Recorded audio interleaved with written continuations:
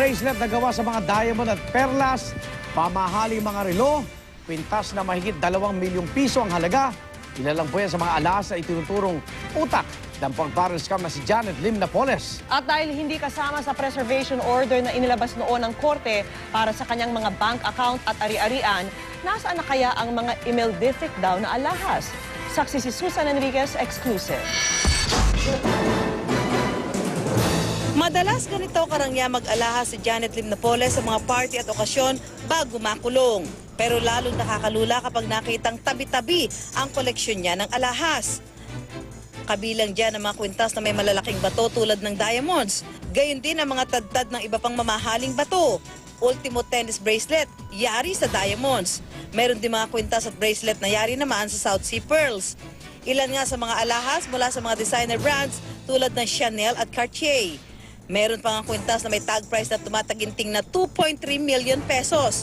Makalaglag pa nga rin ang mahigit 30 mamahaling relo na kabilang sa mga brand ay Cartier, Rolex, Hublot, Hermes at Louis Vuitton.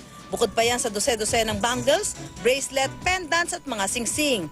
Ipinapalagay mang hindi kasing mahal ang nakumpiskang alahas mula sa mga Marcos, may lalarawan pa rin itong email-diffic o kalabisan. Milyong-milyong piso raw ang presyo ng isang terno pa lang nito, ayon sa dating tauhan ni Napoles na siya ring nagbigay ng mga litrato. Naghain na rin siya ng salaysay sa ombudsman, pero hindi pa kasama sa Witness Protection Program. Itinatago raw ito noon sa isang tila maletang may lock. Nung time na bumili siya ng lagayan ng alahas na parang bag na may gulong, tapos sabi niya, lagay niya doon. Tapos sabi niya sa amin, kasi marami kami naglilinis doon eh. Sabi niya, ilagay daw yun lahat doon, tapos pipicturan ko para malalaman daw niya kung may mawawala. Pero hindi kasama ang mga alahas sa Provisional Asset Preservation Order o PAPO na may epekto na parang freeze order. Hindi tulad ng 45 real estate property, 10 mamahaling sasakyan, at halos 40 bank account na may kaugnayan kay Napoles o sa kanyang pamilya at mga korporasyon o NGO na bawal ng galawin, gamitin o ibenta.